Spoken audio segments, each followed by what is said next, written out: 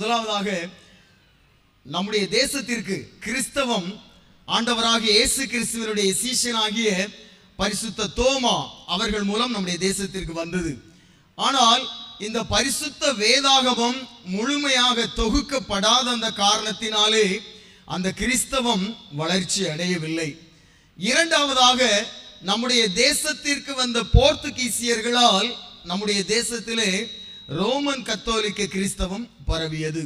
மூன்றாவதாக டென்மார்க் தேசத்தில் இருந்து வந்தவர்களால் நம்முடைய தேசத்திலே நாம் அங்கம் வகிக்கிற இந்த சீர்திருத்த கிறிஸ்தவம் மலர்ந்தது. அது எப்படி மலர்ந்தது என்கிறதான ஆழ்ந்த கருத்துக்களை சில நிமிடங்களில் உங்கள் முன் வைக்கிறேன். கிபி 1620 ஆண்டிலே டென்மார்க் தேசத்திலே மிளகு பஞ்சம் ஏற்பட்டது. நமக்கெல்லாம் சமையலுக்கு காரப்பொருளாக மிளகாவையும் எடுத்துக்கொள்வோம், மிளகுவையும் சேர்த்துக் கொள்வோம். ஆனால் அந்த தேசத்தினுடைய முக்கிய காரப்பொருள் மிளகு மட்டும்தான். அந்த மிளகு அங்க பஞ்சம் ஏற்பட்ட காரணத்தினாலே அந்த தேசத்திலே ஒரு பெரிய புரட்சி ஏற்படுவது போல் இருந்தது. அந்த சமயத்தில் இலங்கையை சார்ந்த ஒரு மனிதர் அந்த டென்மார்க் தேசத்திலே குடியிருந்தார். அந்த மனிதர் தன்னோடு பழகி கொண்டிருக்கிற, பணி செய்து கொண்டிருக்கிற நண்பர்களோடு கூட ஒரு ஆலோசனையை சொன்னார். என்ன சொன்னார்? எங்களுடைய இலங்கை தேசத்திலே மிளகு விளைச்சல் அதிகமாக காணப்படுகிறது. நீங்க இங்கிருந்து ஆட்களை அனுப்புனீங்கன்னா தேவையான அளவு மிளகை கொள்முதல் செய்து கொண்டு வந்து அந்த மிளகு பஞ்சத்தினால் ஏற்பட இருக்கிற இந்த புரட்சியை நீங்க தடுத்து விடலாமே அப்படின்னு சொல்லி ஒரு ஆலோசனையை சொன்னார். அந்த ஆலோசனையானது அந்த தேசத்தினுடைய ராஜாவின் காதுகளுக்கு செல்லுகிறது. உடனடியாக அந்த ராஜா என்ன செய்கிறார்? 5 பாய்மர கப்பல்களை ஏற்பாடு செய்கிறார். அதிலே பிரபுக்கள், வியாபாரிகள், பரிசு பொருட்கள், போர் வீரர்கள், மாலுமிகள் என 5 பாய்மர கப்பல்களை ஏற்பாடு செய்து இந்த மிளகு ஏற்றுமதி செய்து வருவதற்காக அந்த இலங்கை தேசத்திற்கு அனுப்பி வைக்கிறார். இந்த 5 பாய்மர கப்பல்களும் ஏறக்குறைய 9 மாதங்கள் கடல் பிரயாணம் செய்து அந்த இலங்கை தேசத்தினுடைய கடற்கரையில இறங்குகிற நேரத்தில் அவர்களுக்கு ஒரு அதிர்ச்சி. என்ன அப்படின்னா, ஏற்கனவே அந்த கடற்கரையில இருந்த போர்த்துகீசிய போர் வீரர்கள் இவர்களை கீழே இறங்க விடாதபடிக்கு அவங்க வழி மறிக்கிறாங்க. அவங்க மனம் சோர்ந்து போய் நம்முடைய தேசத்தின் இந்த மிளகு தேவையை கூட நம்மளால பூர்த்தி செய்ய முடியலையேன்னு சொல்லி அவங்க மனம் வருந்தி, சரி நம்ம தேசத்துக்கு திரும்பவும் சொல்லி திரும்ப போகிற அந்த நேரத்தில் அவர்களுடைய கண்களிலே தென்படுகிறது நம்முடைய தமிழ்நாட்டில் இருக்கிற தரங்கம்பாடி என்ற அந்த கடற்கரை. சரி, நம்ம இவ்வளவு தூரம் வந்துட்டோம், அந்த கடற்கரைக்கு நாம போய் பார்த்துருவோமே சொல்லி நம்முடைய தமிழ்நாட்டில் இருக்கிற தரங்கம்பாடி கடற்கரைக்கு வருகிறார்கள். அங்கே இறங்கி தஞ்சாவூரை ஆட்சி செய்து கொண்டிருக்கிற மன்னரோடு அவர்கள் ஒப்புதல் செய்து கொள்ளுகிறார்கள். அதுல ஒரு சிலது என்னன்னா, இந்த தரங்கம்பாடியை சுற்றி இருக்கிற ஒரு 15 கிராமங்களுக்கு உள்ளதான் நீங்க இருக்கணும், அதற்கு வெளியே போகக்கூடாது. வருடந்தோறும் இந்த தஞ்சை அரண்மனைக்கு நீங்க 3000 ரூபாய் வரி செலுத்தணும் அப்படின்னு சொல்லி ஒரு 30 உடன்படிக்கைகளை ஒரு பட்டு துணி ஒன்றில் எழுதி அவங்க சம்மதித்து கையொப்பமிட்டு தங்களுடைய மிளகு ஏற்றுமதியை ஆரம்பிக்கிறார்கள். அந்த நாட்களிலே அந்த கடற்கரையிலே ஒரு கோட்டை ஒன்றை கட்டி எழுப்புகிறார்கள். இந்த கோட்டையினுடைய பெயர் டேனிஷ் கோட்டை. இந்த கோட்டையினுடைய மேல் தளமானது நல்ல நீளமா ஒரு பெரிய ஹால் போல இருக்கும். அந்த ஹால்ல வைத்து தான் ஏறக்குறைய 80 ஆண்டுகள் சீர்திருத்த கிறிஸ்தவ ஆராதனையை அவர்கள் நடத்தி வந்தார்கள். அப்படிதான் அவங்க யோசித்தாங்க, நம்ம எத்தனை ஆண்டுகள் இந்த கோட்டையில் இருந்தே நாம் ஆண்டவரை ஆராதிப்பது, நமக்குன்னு சொல்லி ஒரு ஆலயம் வேண்டுமே என்று சொல்லி 1701 ஆண்டிலே ஒரு ஆலயம் ஒன்றை கட்டி எழுப்புகிறார்கள். இந்த ஆலயத்தினுடைய பெயர் சீயோன் ஆலயம். இந்த ஆலயமானது கட்டப்பட்டு 300 ஆண்டுகள் ஆகியும் அது பராமரிக்கப்படாமல் பழுதடைந்த நிலையிலே காணப்பட்டது. 2012-13 அந்த ஆண்டுகளிலே எங்களுடைய ஜெபஜீவன் மிஷன் ஏகத்தின் சார்பாக ஏறக்குறைய 40 லட்சம் ரூபாய் செலவு செய்து இந்த ஆலயத்தை பழமை மாறாமல் புதுப்பிக்க கர்த்தர் கிருபை கொடுத்தார். இது ஒரு வரலாற்று பிரசித்தி பெற்ற ஆலயம். என்ன விசேஷம் அப்படின்னா, நாம் அங்கம் வகிக்கிற இந்த CSI என்ற பேர் அமைப்பு இந்த ஆலயத்தில் இருந்துதான் பிறந்தது. இப்படியாக நம்முடைய தேசத்திலிருந்து மிளகு ஏற்றுமதி செய்யப்பட்டு கொண்டிருந்த அந்த நாட்களிலே அந்த டென்மார்க் தேசத்தை ஆட்சி செய்தவர் இந்த 4ஆம் ஃப்ரெட்ரிக் ராஜா. இந்த 4ஆம் ஃப்ரெட்ரிக் ராஜா ஒரு நாள் இங்கிருந்து சென்ற அந்த பிரபுக்கள், வியாபாரிகளிடம் விசாரிக்கிறார். தமிழ்நாட்டிலிருந்து நமக்கு ஏலக்காய் வருகிறது, கிராம்பு வருகிறது, மிளகு போன்ற நறுமண பொருட்கள் வருகிறது, அந்த தமிழன் எப்படி இருப்பார் என்று சொல்லி தமிழனுடைய நலனை பற்றி இங்கிருந்து சென்றவர்களிடம் இந்த ராஜா விசாரிக்கிறார்.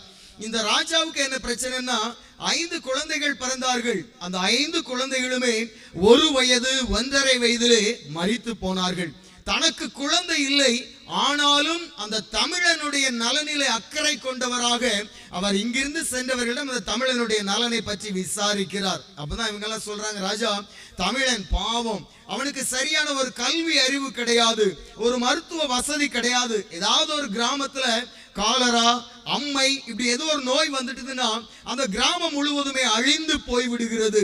சரியான ஒரு சாலை வசதியோ, ஒரு டிரெஸ் வசதியோ, ஒரு உணவு வசதியோ கிடையாதுன்னு சொல்லி தமிழனுடைய உண்மையான வறுமை நிலையை இந்த ராஜா கிட்ட இங்கிருந்து போனவங்க எல்லாம் எடுத்து சொல்றாங்க. அந்த ராஜா மிகுந்த துக்கத்தோடு கூட ஒரு நாள் இரவு முழுவதும் ஜெபம் செய்கிறார். மறுநாள் காலையிலே அவருக்குள் ஒரு யோசனை எழுகிறது. உலகத்திலேயே மகிழ்ச்சியான நாடுகளிலே முதன்மையான நாடு நம்முடைய டென்மார்க் தேசம். காரணம், உயிர்த்தெழுந்த இயேசுவை, உயிரோடு இருக்கிற இயேசு கிறிஸ்துவை நாம் ஆராதிக்கிறதுனால் தானே.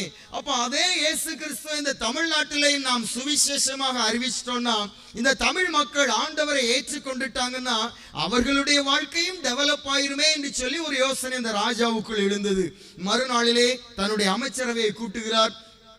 அதில் ஒரு அறைகூவல் விடுக்கிறார். இந்தியாவிலே தமிழ்நாட்டிலே தரங்கம்பாடி பகுதியிலே போய் கர்த்தருடைய ஊழியத்தை நிறைவேற்றுவதற்கு மிஷனரிகள் தேவை என்று சொல்லி உடனடியாக அந்த ஜெர்மன் தேசத்தை சார்ந்த 2 மிஷனரிகள் வாலிபர்கள், 24 வயது நிறைந்த 2 இளம் வாலிபர்கள், ஒருவர் பெயர் ஹென்றி புளுட்சோ, இன்னொருவர் பெயர் சீகன்பால். இந்த 2 வாலிபர்கள் அந்த ராஜா கிட்ட போய் சொல்றாங்க, ராஜா, அந்த இந்தியாவில் தரங்கம்பாடி பகுதியில் போய் கர்த்தருடைய ஊழியத்தை நாங்கள் நிறைவேற்றுகிறோம் என்று சொல்லி உடனடியாக அந்த ராஜா என்ன செய்கிறார், நீங்க ஒரு 4 வருடங்கள் மாத்திரம் அந்த தரங்கம்பாடியில நீங்க ஊழியத்தை முடிச்சுட்டு திரும்பி வந்துருங்க. வந்ததுக்கப்புறம் ஒரு பெரிய காலேஜ் ஒன்று கட்டி அதில் நான் உங்களை பிரின்சிபல் ஆக்குறேன்னு சொன்னாரு. சரி என்று ஒப்புக்கொண்டு இந்த 2 மிஷனரிகளும் அதே பாய்மர கப்பல்ல ஏறக்குறைய 8 மாதங்கள் கடல் பிரயாணம் செய்து நம்முடைய தமிழ்நாட்டில் இருக்கிற அந்த தரங்கம்பாடி கடற்கரையில வந்து இறங்குகிறார்கள். அவங்க இறங்கின அந்த நேரத்துல அவர்களுக்கும் ஒரு அதிர்ச்சி. என்ன அப்படின்னா, ஏற்கனவே அந்த டென்மார்க் ராஜாவால் நியமிக்கப்பட்ட இந்த தரங்கம்பாடியை ஆண்டு கொண்டு இருக்கிற கவர்னர் என்ன நினைக்கிறாரு, இவங்க 2 பேரும் மிஷனரிகள் வந்திருக்கிறாங்க, இவங்களை ஊருக்குள்ள செல்ல நம்ம அனுமதி கொடுத்துட்டோம்னா அவங்க ஊருக்குள்ள போவாங்க, இயேசு கிறிஸ்துவை பற்றி சொல்லுவாங்க, இந்த தமிழ் மக்கள் டெவலப் ஆயிடுவாங்களே. அப்படி டெவலப் ஆயிட்டாங்கன்னா, ஒன்று, நாம் அவர்களை ஏமாற்ற முடியாது, இரண்டாவது, தான் செய்கிற தவறுகள் குற்றங்கள் எல்லாம் இந்த மிஷனரிகள் மூலம் நம்முடைய தேசத்தின் ராஜாவுக்கு சென்று விடுமே அப்படிங்கிற அந்த 2 காரணங்களின் நிமித்தமாக காலையில கடற்கரையில இறங்கின அந்த 2 மிஷனரிகளையும் ஊருக்குள் செல்லுவதற்கு அனுமதி கொடுக்கவே இல்லை. பகல் முழுவதும் அந்த சூடு மணலிலே அவர்கள் நிற்க வைக்கப்பட்டார்கள். அவங்க நின்ற இடத்துலதான் அந்த சிலுவை ஒன்று வைத்து சுற்றிலும் கல்நாள ஃபென்ஸ் போட்டு வைத்திருக்கிறாங்க. நீங்க போனீங்கன்னா மறுபடியும் அதை பார்க்கலாம். இப்படியாக அந்த கவர்னர் நினைச்சாரு, அவங்கள ஊருக்குள்ள போறதற்கு நாம அனுமதி கொடுக்கல அப்படின்னா வந்த அதே பாய்மர கப்பல்ல அவங்க மறுபடியும் சொந்த ஊருக்கே திரும்பிடுவாங்கன்னு சொல்லி அந்த கவர்னர் நினைச்சாரு. ஆனா அந்த 2 மிஷனரிகள் என்ன நினைச்சாங்க, ஆண்டவரை நம்பி வந்திருக்கிறோம், ஆண்டவருடைய வார்த்தைகளை இந்த தமிழ் மண்ணிலே விதைக்கிறதற்கு வந்திருக்கிறோம், என்ன ஆனாலும் சரி திரும்ப கூடாது என்று சொல்லி பகல் முழுவதும் அந்த சூடு மணல்லையே நின்னுட்டாங்க. எப்படியோ இரவு நேரத்தில் அந்த கவர்னருடைய கண்களிலே தயவு கிடைத்தது. சரி, நீங்க ஊருக்குள்ள போங்கன்னு சொல்லி அனுமதி கொடுத்தார். அந்த 2 மிஷனரிகளும் அந்த தரங்கம்பாடி ஊருக்குள் வருகிறார்கள். அந்த சமயத்தில் ஜெர்மன் தேசத்தை சார்ந்த ஒரு மனிதர் அந்த தரங்கம்பாடியிலே குடியிருந்தார். அந்த மனிதர் தன்னோடு பழகி கொண்டிருக்கிற, பணி செய்து கொண்டிருக்கிற அந்த ஜெர்மன் தேசத்தில் இருந்த அந்த மனுஷர் அந்த 2 மிஷனரிகளையும் தன்னிடமாக சேர்த்துக் கொள்கிறார். அந்த மனிதனுடைய இல்லத்தில் இருந்து கொண்டு சீகன்பால் கையரவர்கள் தன்னுடைய விரலினாலே தமிழிலே மணலிலே தமிழ் எழுதி தமிழ் மொழியை கற்றுக்கொள்கிறார். ஏறக்குறைய 6 மாதத்திலே தமிழ் மொழியை முழுவதுமாக கற்றுக்கொண்டு தன்னுடைய ஊழியத்தின் பயணத்தை அவர் ஆரம்பிக்கிறார். தன்னுடைய ஊழியத்தின் முதலாவது வருட பயணத்திலே அந்த சியோன் ஆலயத்தில் வைத்து 5 தமிழர்களுக்கு அவர் சீர்திருத்த கிறிஸ்தவ முறைப்படி அவர் ஞானஸ்நானம் கொடுக்கிறார். தொடர்ந்து அந்த தரங்கம்பாடி மண்ணிலே பல அரிய பெரிய காரியங்களை நிகழ்த்துகிறார். அந்த ராஜா சொல்லி இருந்தாரு, 4 வருடங்கள் மாத்திரம் நீங்க அங்க ஊழியத்தை முடிச்சுட்டு திரும்பி வந்துருங்கன்னு சொல்லி. இவர் திரும்பி போகல. திரும்பி போனார், ஒரே ஒரு முறை திரும்பி போனார். ஏன் போனார் அப்படின்னா, அங்க இருந்த அந்த சீயோன் ஆலயத்திலே நம்ம மாதிரி சாதாரண தமிழர்கள் எல்லாரும் உள்ளே போய், அந்த ஆலயத்திற்கு உள்ளே போய் ஆண்டவரை ஆராதிக்கக்கூடிய கட்டுப்பாடுகள் இருந்து வந்தது. யாரும் உள்ளே போக முடியாது. குறிப்பிட்ட சில முக்கியஸ்தர்கள் மாத்திரம் அங்க உள்ளே போய் ஆண்டவரை ஆராதிக்கக்கூடிய அந்த விதிமுறைகள் இருந்த காரணத்தினாலே இந்த சீகன்பால் கையரவர்கள் மிகுந்த மனவேதனைப்பட்டார். தமிழன் ஆண்டவரை ஆராதிப்பதற்கு ஆலயம் இல்லையே என்று சொல்லி ஒரே ஒரு முறை தன்னுடைய சொந்த தேசம் திரும்பி சென்றார். அங்கே மனம் முடிக்கிறார். மறுபடியும் அங்கிருந்து அதிகமான காணிக்கைகளை கொண்டு வந்து தமிழன் ஆண்டவரை ஆராதிப்பதற்காக ஒரு ஆலயம் ஒன்றை கட்டி எழுப்புகிறார். அந்த ஆலயத்தினுடைய பெயர் புதிய எருசலேம் தேவாலயம். உலகத்திலேயே தமிழனுக்கு கட்டப்பட்ட முதலாவது தேவாலயம் இந்த புதிய எருசலேம் தேவாலயம். அந்த ராஜா சொல்லி இருந்த மாதிரி 4 வருஷத்துல அவர் முடிச்சிட்டு போயிருந்தாருன்னா அவர் உலக பிரகாரமாக ஒரு பிரின்சிபலா இருந்திருக்கலாம். ஆனா திரும்பி போகல. 11 வருடங்கள் கர்த்தருடைய ஊழியத்தை அந்த தரங்கம்பாடி மண்ணிலே நிறைவேற்றி தன்னுடைய இன்னுயிரை அவர் நீத்தார்.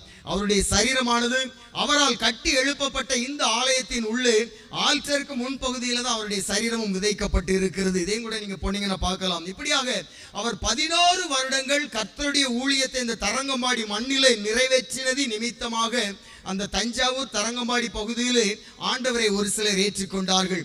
அந்த பகுதிகளிலிருந்து நம்முடைய பகுதிகளுக்கு, அந்த தஞ்சாவூர் தரங்கம்பாடி பகுதிகளுக்கும் நம்முடைய திருநெல்வேலி, தூத்துக்குடி, கன்னியாகுமரி மாவட்டங்களுக்கும் இடையே ஏறக்குறைய 450 கிலோமீட்டர் தூரத்திலிருந்து 500 கிலோமீட்டர் தூரம் வரையிலும் இருக்கும். இந்த தூரங்களிலே அந்த பகுதிகளில், அந்த தஞ்சாவூர் தரங்கம்பாடி பகுதிகளிலிருந்து 40க்கும் மேற்பட்ட மிஷனர்கள் கால்நடையாகவே நடந்து வந்தார்கள். அவங்க கட்டு சோறு கட்டி அவங்க எடுத்து நடந்து வந்தாங்க. வழியில எத்தனையோ கொடுமையான ராஜ்யங்கள், கொடிய மன்னர்கள், கொடிய விலங்குகள் இருந்தது. அத்தனை பேரையும் அவர்கள் கடந்து வந்து நம்முடைய பகுதிகளிலே சுவிசேஷத்தை விதைத்தார்கள். விதைக்கப்பட்ட அந்த சுவிசேஷத்தை நாம் ஏற்றுக்கொண்டது நிமித்தமாக இந்த நாளிலே நாம் ஆசீர்வதிக்கப்பட்டவர்களாக இருக்கிறோம். ஒருவேளை உலகத்துல எந்த பகுதிகளில நாம போய் பார்த்தாலும் சரி, நம்முடைய திருநெல்வேலி, தூத்துக்குடி, கன்னியாகுமரி மாவட்டத்தை சார்ந்தவங்க யாராவது ஒரு ஃபேமிலி உயர்ந்த நிலையில இருப்பாங்க. கர்த்தர் நம்மை நினைத்தபடியினால் நாம் ஆசீர்வதிக்கப்பட்டவர்களாக இருக்கிறோம். ஆனா பாருங்க, அங்கிருந்து 40 மிஷனரிகள் நம்முடைய பகுதிகளுக்கு வந்து நம்மை வாழ வைத்திருக்கிறார்கள். ஆனால் அந்த பகுதிகளிலோ ஒரு கிராமங்கள்ல விரல் விட்டு எண்ணிடலாம் கிறிஸ்தவர்களுடைய எண்ணிக்கையே. அநேக கிராமங்கள்ல ஆலயங்கள் இல்லை. அந்த பகுதிகளிலே கர்த்தருடைய ஊழியத்தை நிறைவேற்ற வேண்டும் என்கிறதான ஒரு தாகத்தோடு கூட எங்களுடைய ஜெபஜீவன் மிஷன் இயக்கம் செயல்பட்டு வருகிறது. கர்த்தருடைய கிருபையினால் நாங்கள் 5 ஜெப வீடுகளை கட்டி எழுப்ப கர்த்தர் கிருபை செய்திருக்கிறார். அந்த பகுதிகளில் ஒரு 10 கிராமங்கள், தஞ்சாவூர், தரங்கம்பாடி, பட்டுக்கோட்டை, கள்ளக்குறிச்சி போன்ற இடங்களிலே ஒரு 10 கிராமங்களை நாங்கள் செலக்ட் பண்ணி தொடர்ந்து நாங்கள் அந்த பகுதிகளிலே மிஷனரிகளை வைத்து நாங்கள் ஊழியங்களை நிறைவேற்றி கொண்டு இருக்கிறோம். அந்த தஞ்சாவூர், தரங்கம்பாடி, பட்டுக்கோட்டை, கள்ளக்குறிச்சி போன்ற பகுதிகளுடைய எழுப்புதலுக்காக, எங்களுடைய ஊழியங்களுக்காக, உங்களுடைய குடும்ப தனி ஜெபங்களிலே ஜெபித்துக் கொள்ளுங்கள். கர்த்தர் நம்மை ஆசீர்வதிப்பாராக. ஒரே